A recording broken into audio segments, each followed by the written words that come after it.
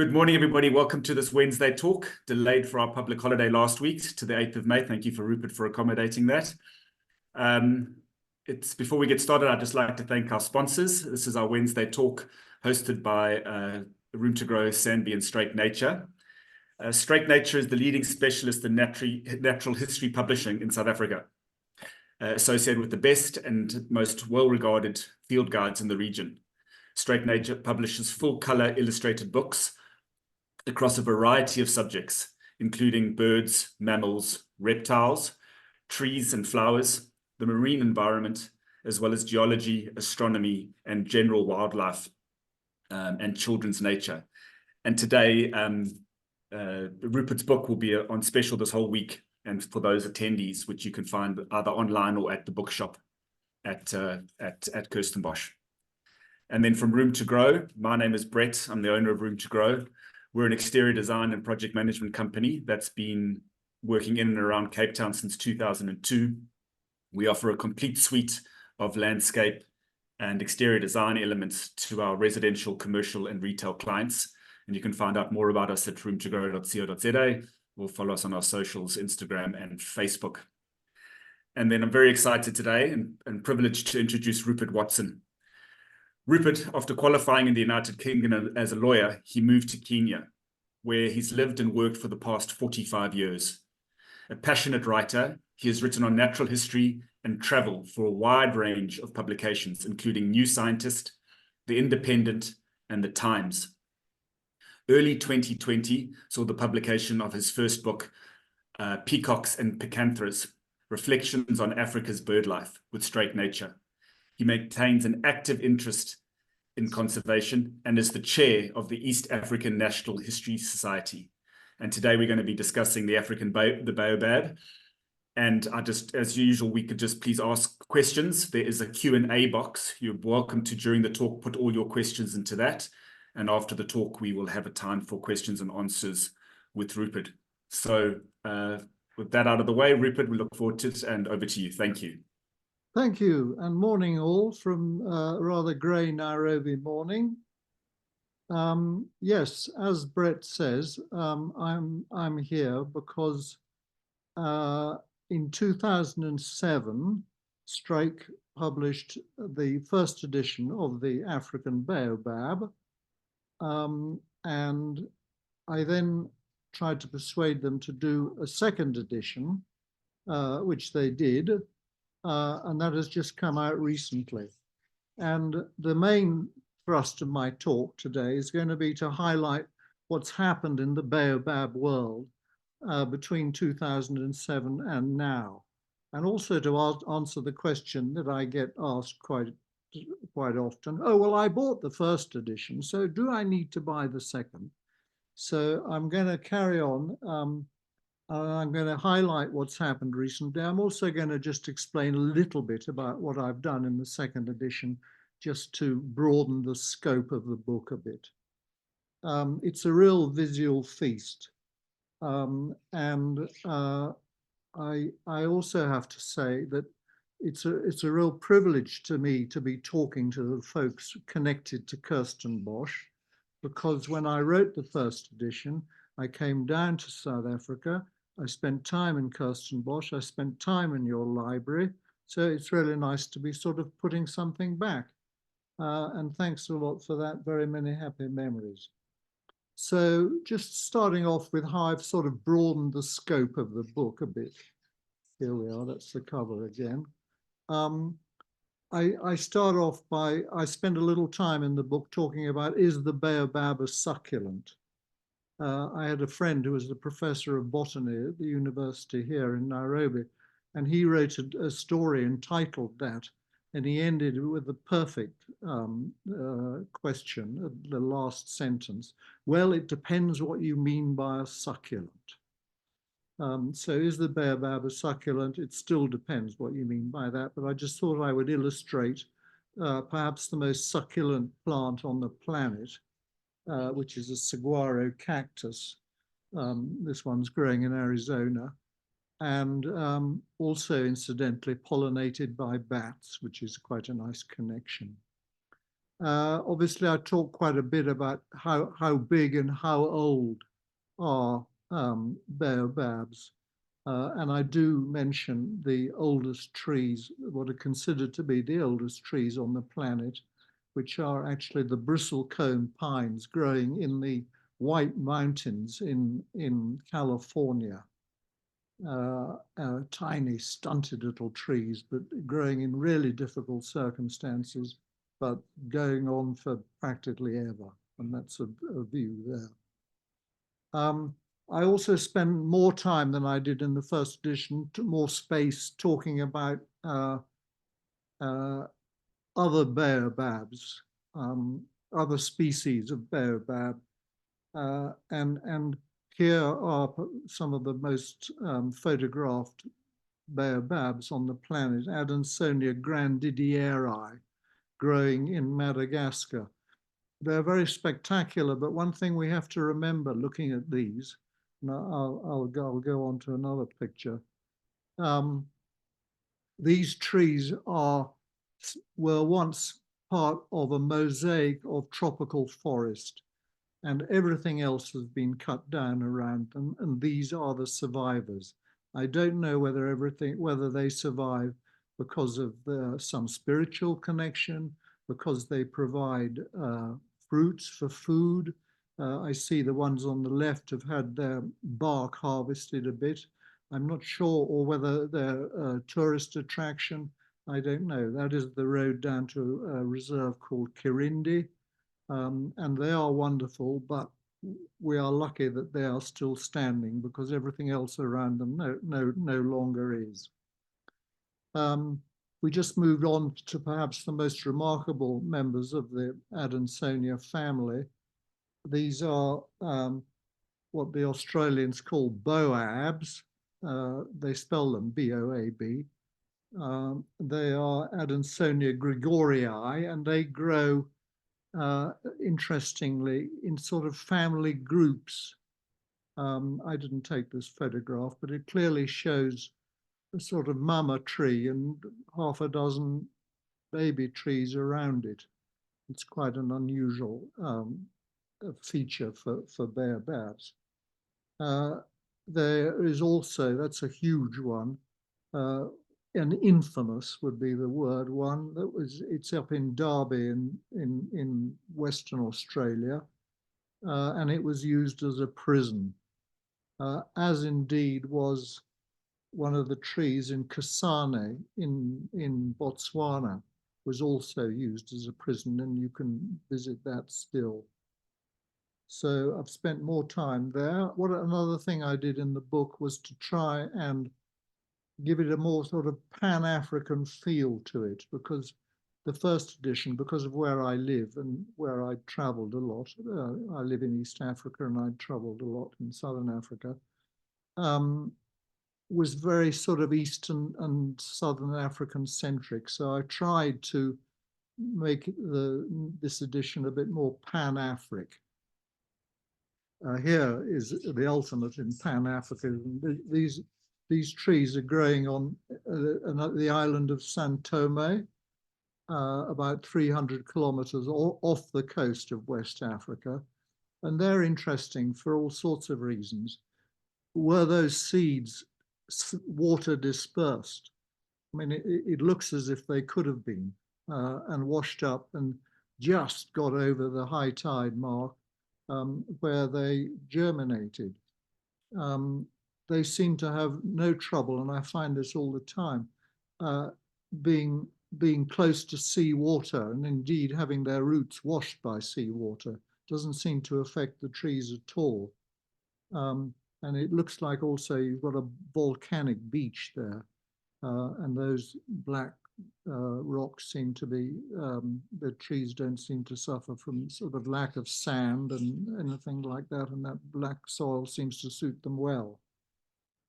I also went a bit further. That's a tree, that's an Adansonia digitata, one of our baobabs, so to speak, but that's growing very healthily on the shores of outside Rio de Janeiro in Brazil. And that is probably that or one of its parents who provided the seeds will have been brought over on slave boats. The slave traders realizing only too well the value of the white pith within the pods for keeping scurvy at bay. So that's just sort of a little bit of the changes that I've made in the second edition. And let me move now on to the real thrust of the talk, which is what's new. Well, one of the things that's new, this is the only sort of written slide, was an attempt to create two species out of one. And it just woke up to me how I'm more familiar with the bird world, where they're always trying to do that. But here we had in the journal, a very learned journal, Taxon, in 2012, a group of scientists, including one from Nairobi University, saying, oh, there should be two species of Adansonia digitata. The other one they wanted to split was Adansonia kilima, which is kilima in Swahili means Kilimanjaro. Kilima means mountain, hill. And that was growing at a higher altitude than other baobabs. That was one of the reasons that they felt it was splittable. And then there was the question of diploidy and tetraploidy, which I can't go into because I'm not too familiar with that. Anyway, in 2016, a sort of seemingly group of bigger baobab guns fired off and seemed to have shot down that idea, saying that in fact there's no good reason to have two baobabs at all. And their view seems to have prevailed. And it just made me realize that there is no sort of super authority sitting in Kew Gardens saying, yes, we should accept this, no, we should not. And it's exactly the same in the bird world. There isn't either. Interesting, I felt that. The next thing that I'd like to focus on is the death of many, many old trees in southern Africa in between 2012 and 2020. This is probably a tree with which you're familiar or were familiar, a lot of you. Its main stem fell in 2016 and it's famous for the bar that it held in the middle there. I'd like to hear from anybody later who's actually had a drink in that bar. Huge sign of disrespect for a lovely old tree. I say that with my tongue in my cheek. But people have asked questions, why did so many baobabs fall? So many of these big baobabs fall. And one, I think the best answer I've heard is that it was a very dry time and baobabs need water in their stems. They're incredibly watery, about the same amount of watery as we are, humans. And if they need their stem to keep them upright, and if water content falls, the trees get more fragile, and so the bigger ones would start to collapse. Well, did it collapse in despair as being used as a bar? No. We compare it with this one, which I found in my library, which is also in the book, both editions. This is in the Caprivi Strip in Katima Malilo in Namibia. And this was used as a loo, and it's still a flush loo, and it's still standing. That picture was taken about 2006, but it still is standing, I know, because I've Googled it. And one question I'd like to ask the audience that I have never had a good answer to is, nearly all the documented big trees are growing in southern Africa. The biggest and the oldest are growing in southern Africa, and they're all nearly all growing on the limit of their range. We don't have anything like these huge trees up here, and I don't know why, and I'd be interested to hear. This here we are. I think this must be the platland tree that's being looked at after it's fallen. one of the most famous trees of all, and biggest and famous and oldest, was the Chapman's Baobab. This is in Botswana. A lot of you probably visited it. And it had 6 stems, and they all collapsed at once. And clearly in that case, there was a sort of question of mutual support of one stem. The whole thing was sort of totally upset by trees, by one stem falling, and the others lost their mutual support. Other baobabs seem to be able to cope with one stem falling. Indeed, the Platland tree, I think stems fell sequentially rather than all together, but they pretty much all fell together. But that was a fabulous old tree, and it was used as a post box for old settlers and hunters up there, and all sorts of things. Wonderful. So now the oldest tree seems to be the Segole baobab. Sorry, I say oldest, I meant to say largest. The largest tree in the records. But I wonder about the records, because Southern Africa there's a lot of good researchers there. There's a lot of good botanists there. It's very well, the whole area is well covered, we say, by science. And I found this picture in on the internet of a tree which I think is in Senegal, and that looks absolutely colossal. And I just wondered whether that and other trees maybe like it in the same area hadn't come into the reckoning because they were less researched. Don't know, question, put it out there. So that's one of the things that's happened over the last 10, 15 years. The other thing, another thing I'd like to focus on is a bit about the developments in dating trees, which is linked to this. Dating baobabs is always difficult. I took this photograph at our coast. This tree is not a very big one, we can see, but it was cut down because someone wanted to build a house. But it showed quite well how that's not hollow yet, like most big baobabs are. I would say all huge baobabs are hollow. But it shows quite well how baobabs do produce rings. There's two ways really to age a tree that I know of. One is by carbon dating, and the other is by counting rings. Well, rings on the equator, where we are very unreliable, because if you have no rain, you probably have no ring in a whole year. If you have good wet, dry seasons in one year, you probably have 2 rings. It may be that in Southern Africa, further from the equator, where you have more distinctive seasons, that rings, if you can get a good cross-section of a whole tree, rings are more reliable, because you do have more of a hot and cold season, which could perhaps produce distinctive rings.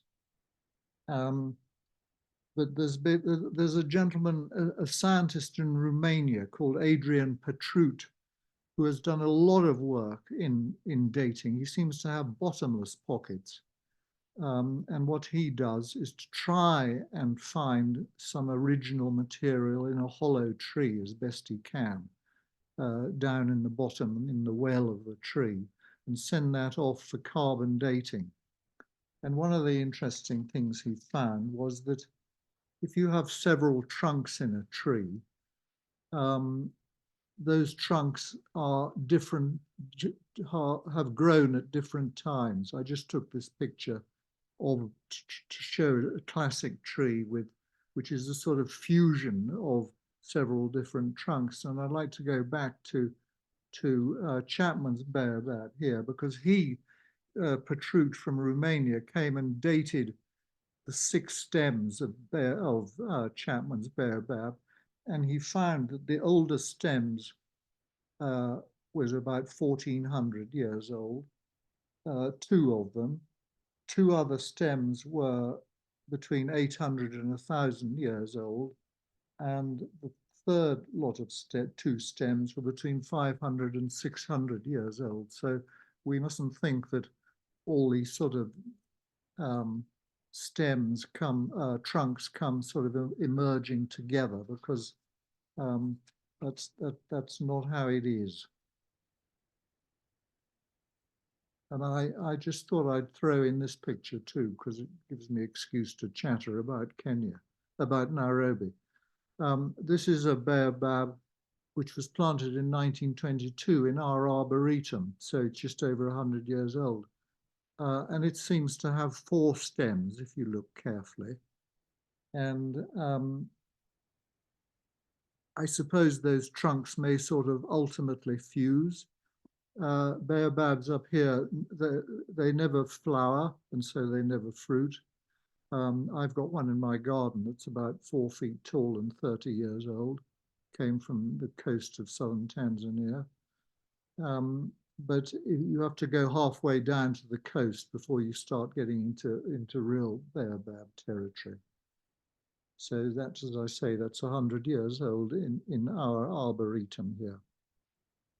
So the next thing I'd like to move on to, which I find quite distinctive change over the last 15 years, is the huge increase in demand for baobab products. I don't know if you're seeing the same thing in Southern Africa, but I'm seeing it all over the place. This lady here has collected, I didn't take this photograph, I'm not sure where it is, but she's collected magnificent pods. Really terrific. And she's clearly going to get some value out of those. She's got a lovely basket there. And presumably she's going to open them up, unless she's selling them as trinkets or something, like this lady here. This lady was halfway down to Mombasa on our main road, Nairobi-Mombasa road, and she had collected sack loads. As you can see, there's actually at least 4 sacks, there's 2 behind her. And that fruit had been harvested from publicly accessible pods, I imagine.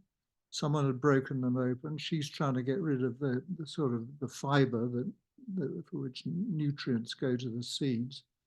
And I asked her, did she know what was going to happen to her sacks? And she said, well, they're going to be picked up and taken to Mombasa, but I really don't know if what's going to happen next. Well, ultimately, that's what happens next. It's mainly the pith, which is the pulp, which is incredibly rich in vitamin C, very high demand for it in Europe and in America. And then there's the oil. That's actually a hand wash, but I often put oil on my face from baobab seeds. But I wonder if this is causing a real reassessment of the value of a baobab tree. If you're a young farmer and you inherit 4 acres, 3 acres from your father, and you've got 2 big baobabs, the only thing you want to do is cut them down and make more room for maize or whatever you want to plant there. They take up a huge amount of area, both in roots and canopy. And I'm just wondering if this is causing any farmers to say, oh, well, let's keep this tree because there's value in its fruits. And can we sell the fruits, and will it be worth keeping the tree? I haven't come to a conclusion on that yet. We also have to think that if you're a farmer, and people have tried to persuade farmers to grow baobabs, but it might take 20 years before they fruit. So it's hardly something that somebody's going to, want to embrace as a crop. Another rather offbeat use of baobab products is the leaves. And I took this photograph in Senegal, and it shows two things in particular. One, it shows a group of trees growing incredibly closely together. But the other thing that it shows is how the trees, at least on the right, have had all their branches lopped off. And that will be either for livestock food or for human food. If you've never had young baobab leaves, they are delicious.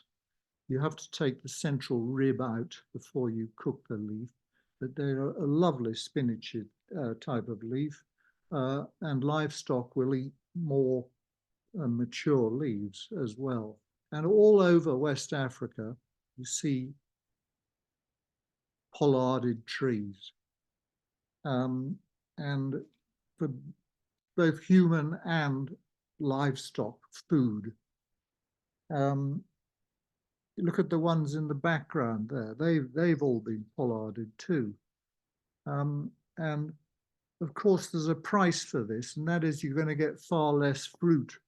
But clearly, they've worked out over there that they would much rather have more leaves and less fruit on balance. And I think it's a very interesting, because I never see this in East Africa. I've never seen anywhere in Kenya and Tanzania.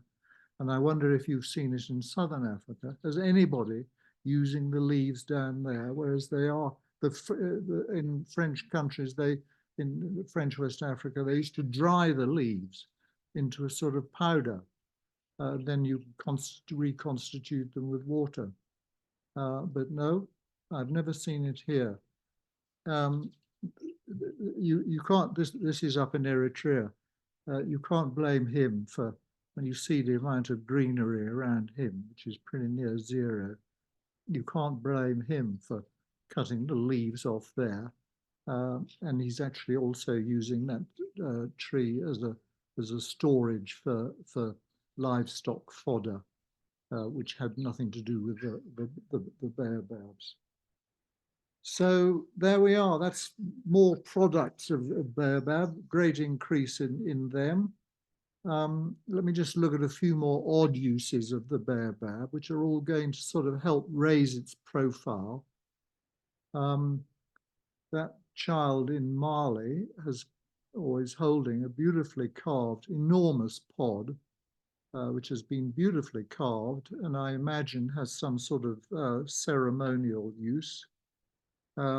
Far better and bigger than any pod I've ever seen. And I collected a few at the coast here just to sort of give an idea of different shapes and sizes and so on. But that's a terrific fruit. So yeah, decorating the fruits. Here I found this gentleman who was running, had a shrine in a hollow baobab, a very respectful and spiritual use of such a lovely tree. What he would do would be see his patients outside in a sort of separate little cubicle and clearly discuss what their problems were. I saw that, but I didn't see him then bring them in front of the shrine and treat them in his own idiosyncratic way. And then the lady in this case departed, and he allowed me into the shrine to look at it. But I thought that was a lovely use of it. Omar was his name, and he was down on our coast. I then came across another odd use of baobabs. Here, teaching kids to climb. A lot of baobabs have sort of pockmarked bark, and I haven't found out whether that's natural, human, or whatever. But a lot of trees have it, and here they're making absolutely the most of it to make a lovely way for kids to learn to climb. I then found this in an art gallery here. I thought it's raising the profile of baobabs again. What he'd done, I think, was to take a tree that was already growing there and build a baobab around it. and that can't help but just increase awareness with people this is in Nairobi, people in Nairobi don't, a lot of them who haven't traveled to the coast aren't aware of baobabs. And I thought that was a lovely idea. And it leads me happily onto this one here. Now, 20 years ago, whoever built that hotel would never have done anything other than cut down the tree to make room for the hotel. But here, whoever did this, whether it's for conservation reasons, whether it's to create a talking point, whether it's to attract visitors, because it's so unusual, that tree looks staggeringly healthy. It's dripping in fruit. And long may visitors continue to go to that hotel. I'm afraid that I only took a photograph. I didn't go in, but I could see that that was the reception area. And it's lovely that they did that. Talking about the baobab's profile, you know, conserving that. Our baobabs on our coast got a rather nasty uplift in their profile.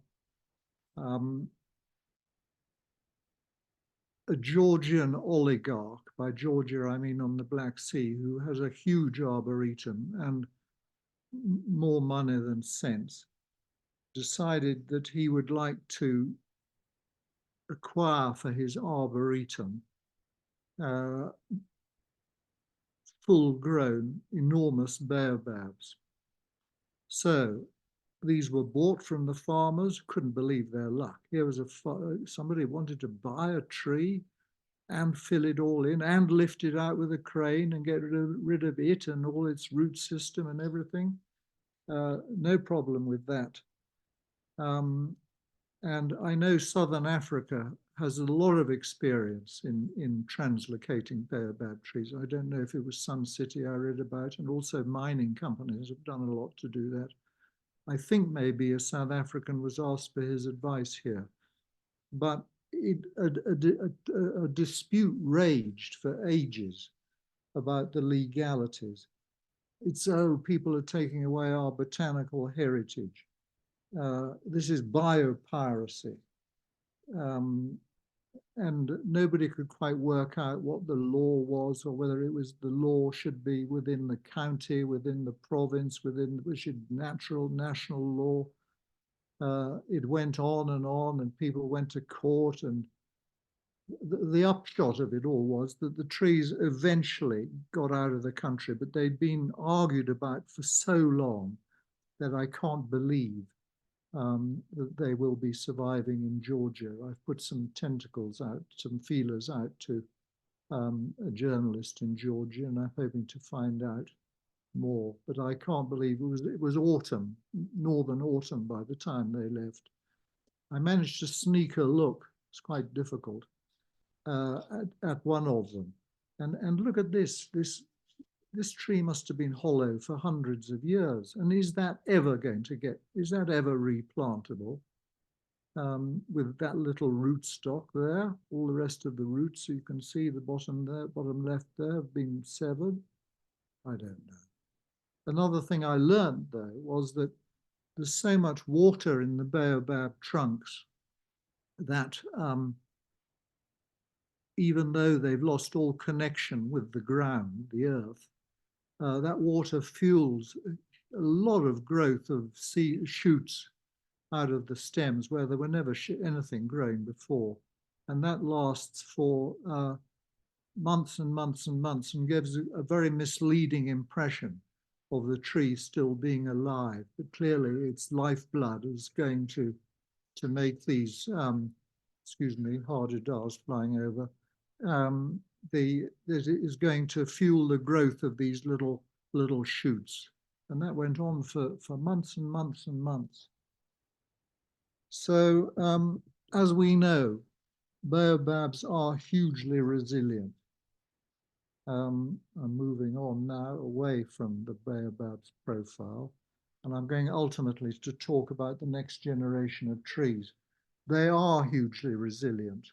This elephant is just having a little twig and he hasn't done much harm to the trunk yet. He hasn't gouged it away in search of liquid, unlike this fellow or his friends who had a complete meal and drink out of that tree, which can probably, if they don't do it anymore, stay standing. I'd just like to read you the first 3 sentences from the first chapter of my book.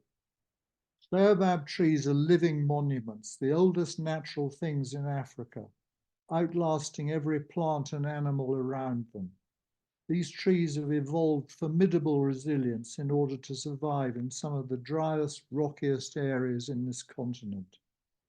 Yet for all their hostility of much of their habitat, African baobabs live longer and grow larger than most other trees in the world. This is the great paradox of their existence. And wow, they are formidably resilient. I just look at this tree here. You know, well, that tree probably was hollow in the first place, so elephants didn't dig out the whole hole through, but they dug out on both sides of the tree. And as far as you can see from a leafless tree, it looks very healthy. I also find that baobabs are assimilated into the urban environment very well, both, I think, for the benefit of man and tree. Here you can see people have built their little shops around the trees, and they do very well. I also am looking at this as a classic for our scene. I mean, we've also had for our scene in East Africa, and also very well watered. The trees fit into a landscape like this beautifully. But I can't help asking the question, what about the next generation of trees? And I'm going to sort of more or less close by looking at that a little bit. Here, this sisal plantation in East Africa, the sisal planters many years ago were careful to plant the sisal around the standing trees. But you can't help thinking, sisal, humans go up and down those rows of sisal, cutting off leaves for the fiber, day in, day out. Is a young tree ever going to survive there? Here's some farmland in eastern Kenya. Scrub has been cleared and maize has been planted. Is more and more scrub is going to be cleared and more maize is going to be planted. Yes, those trees have been kept for whatever reason, but is the next generation going to stand a chance against that pressure? And here, I didn't take this photograph, but no way is a young baobab going to survive here. They're very, very nutritious and delicious, both to livestock and to wild animals. And you wouldn't think that there's a chance there. Yeah, I've got a friend with a farm down at the coast in a place called Kilifi on our coast. Yeah, the cows love to come and get shade underneath here. But where's the next generation of baobabs going to pop up there? No chance, no chance. So let's just look at where they have the best hopes, maybe. I came across this wonderful site of baboons in Tarangire National Park in Tanzania. Baboons are the main dispersers of seeds. They're the only creature that has jaws strong enough to crack open an unwounded seed, an entire seed. And if they take the seeds to sort of rocky corners, if they take a seed here and poop it out and it germinates, well, it's not going to have much chance because the game animals will take it. But if these actually are on the Kenya coast, but I'm not saying they're baboon dispersed, but they are growing in an area which is very rocky. And where there are probably no wild animals any longer, and where it's unlikely that any local folks are going to bring their livestock to graze. So in that sort of area, I feel that there is a future for baobabs. And if these have young ones and the odd seed gets blown around, it might be able to germinate despite how rocky it is there.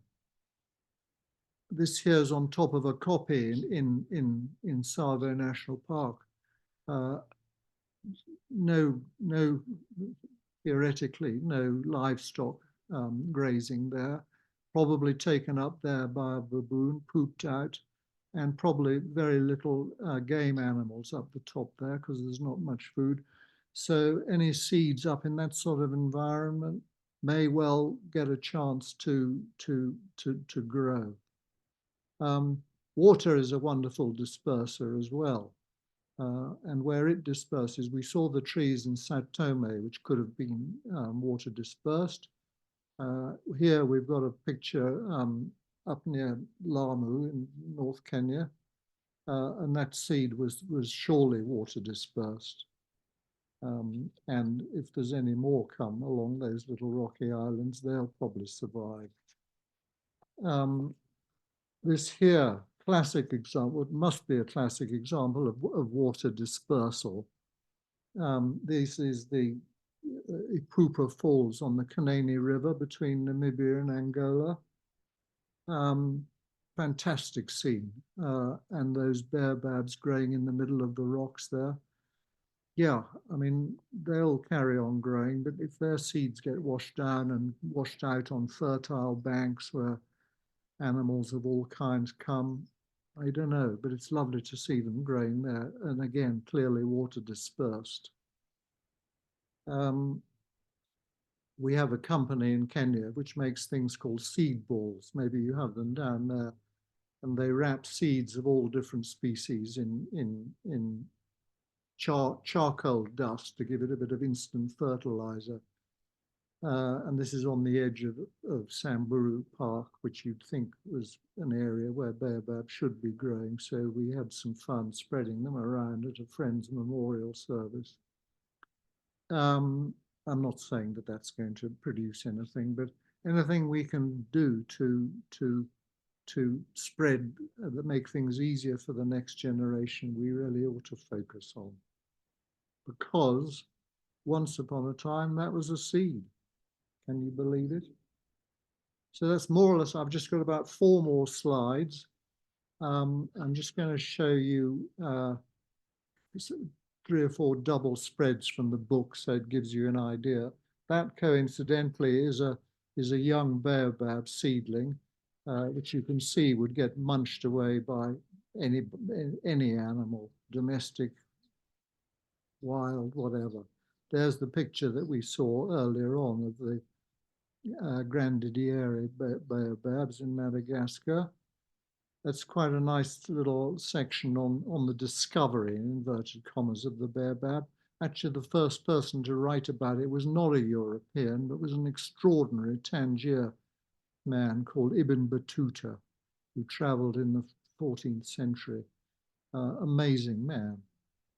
He wrote about it. There we've got the picture on the right is the same tree, different picture that we saw in Rio. Left there, we've got a picture of baobab in India, where they're presumed to have been spread by Arab traders, rather like the ones in the West Indies and South America. But they grow far inland. And that's Thomas Bain's grow. A lot of you will probably be familiar with Bain's baobabs. That's a self-portrait on the left of Thomas Bain sketching. And that's just a lovely tree with a wildebeest on the right. So I truly end with that lovely picture from Lukubu Island in Botswana, which a lot of you have probably visited as well. And I see Brett coming up there. So it's high time I did end.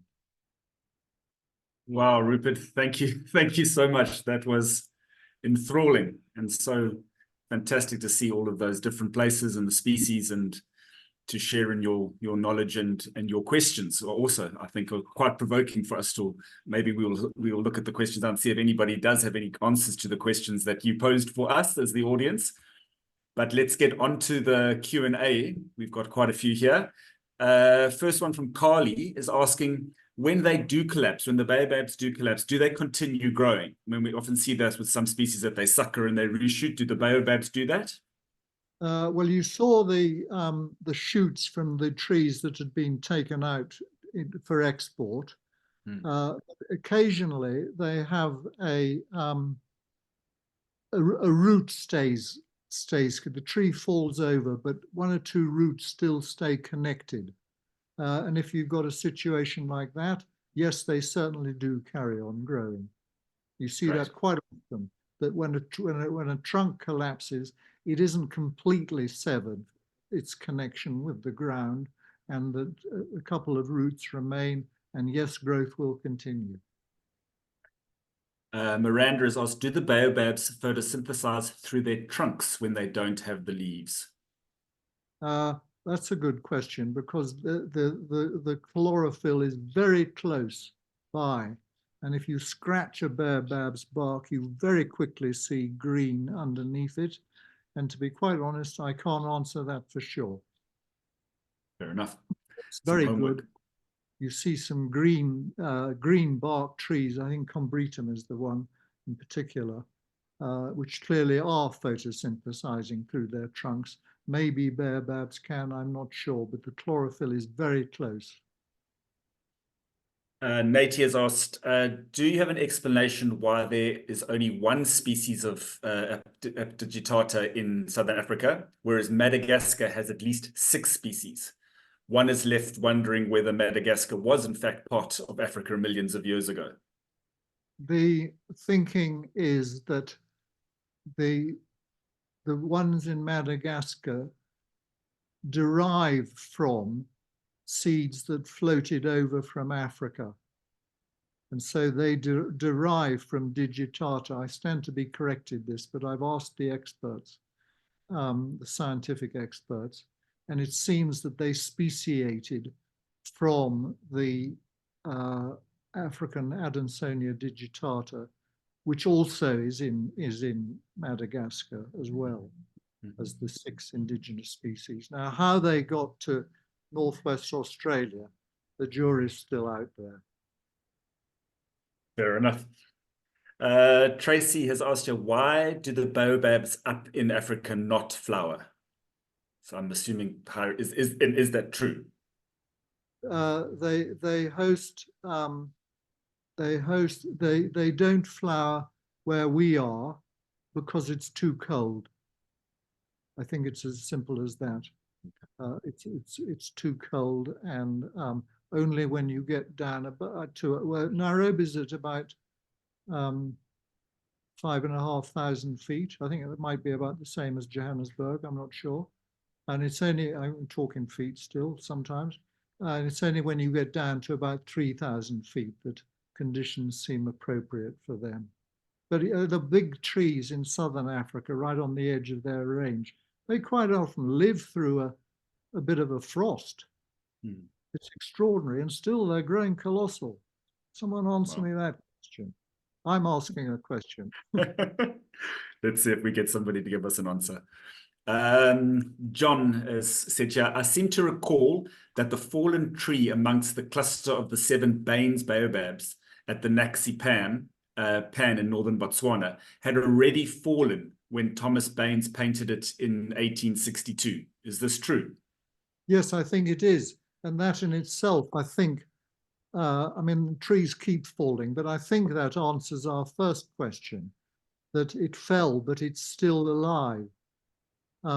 There's another very famous tree, the Dorsland tree is very famous because Schutztroopers from Namibia carved their names into the tree, and you can still see them.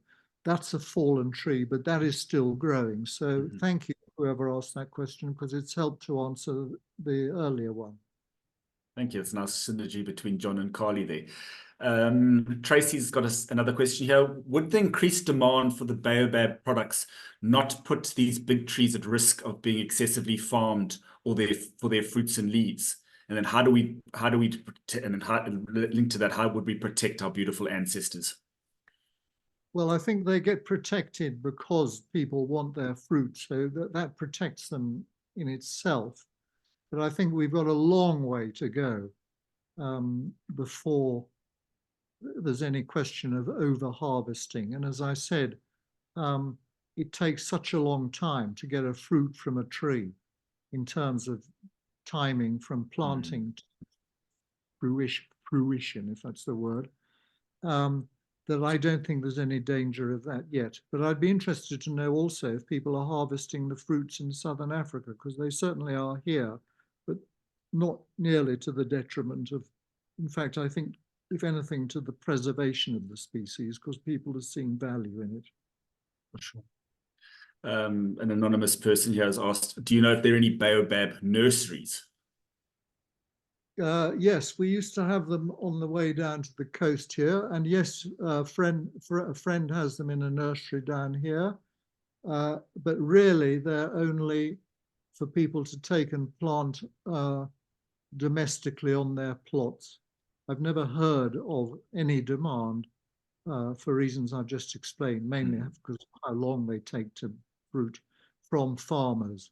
But people like to put a baobab in their plot, those down at the coast in particular, and they feel it's a great addition and something to improve the plot for posterity. Bruce has asked, are there more younger trees in the parts of the range that have higher rainfall? The question relates to the distribution as well. Is it possible that 1,000, 2,000 years ago, a wetter climate throughout the current range allowed more of the trees to establish? I'm sure that's true. Thinking about the area in what is Savo Park now, that was full of baobabs. Then the elephants got confined within the park, and so did all the other. And this happens all over Africa. Animals get confined within park; they can't migrate, and I think the place was really covered in baobabs, much more than it was now, and baobabs of all ages, not just mature ones, but yes, of all ages, which provided the young ones, which are now middle-aged and old ones. And same in difficult in southern Africa to know what was there. But as I said, I think maybe the trees suffer from a bit of frost. We've had climate change now, so maybe it's not quite so cold down there. But I can't say how it was down there, but I know that there were many more trees, especially young trees, up in East Africa. Yeah. A question about those the seed pods. Do you know if there's any company in South Africa that makes those seed pods covered in coal dust, in the coal dust from Tracy? The seeds rather than seed. Oh yes, the mix of different seeds covered in the coal dust. I don't know. They're called here. The name of the company is Seed Balls. SEEDBALLS, all one word. And they're made, and they're a bit of a gimmick, but it raises the profile. It gets everybody tree conscious. You can go and buy packets of acacia xanthophylla. You can buy any sort of common natural tree that you'd like, and they're just a fun idea.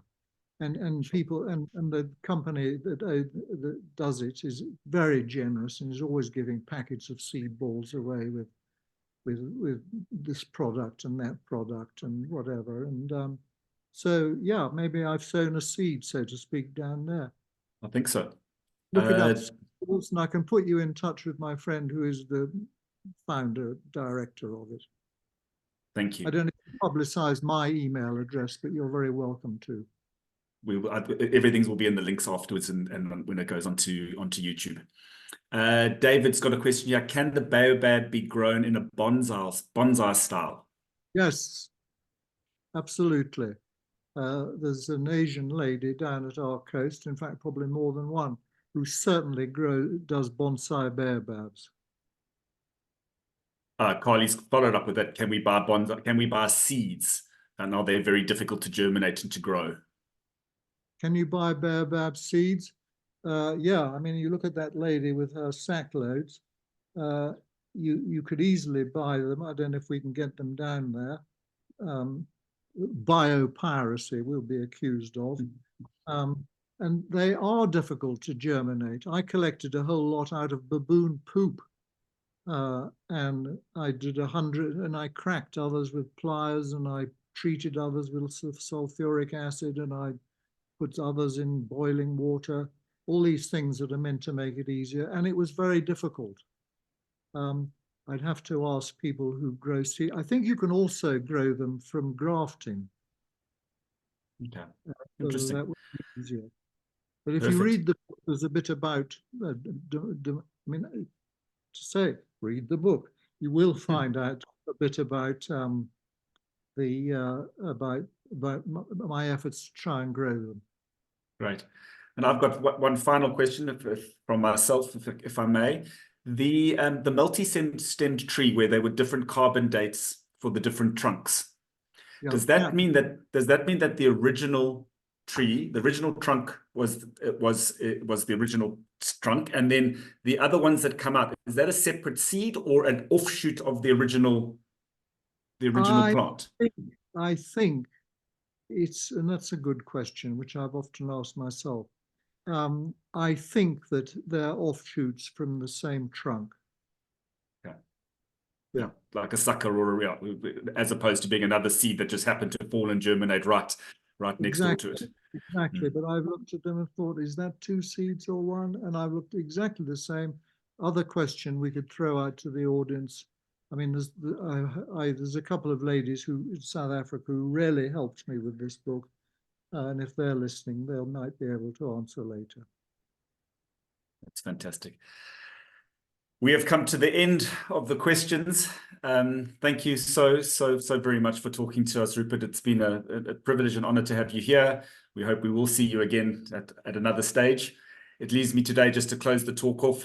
Thank Rupert again. Thanks to Belinda for the work in the back, and to invite you all to our next talk, which is the Wednesday, the 5th of May, and that'll be the wildlife of Botswana. We look forward to seeing you then. You'll get the links in your emails, and have a good week. Cheers, everybody. Bye-bye.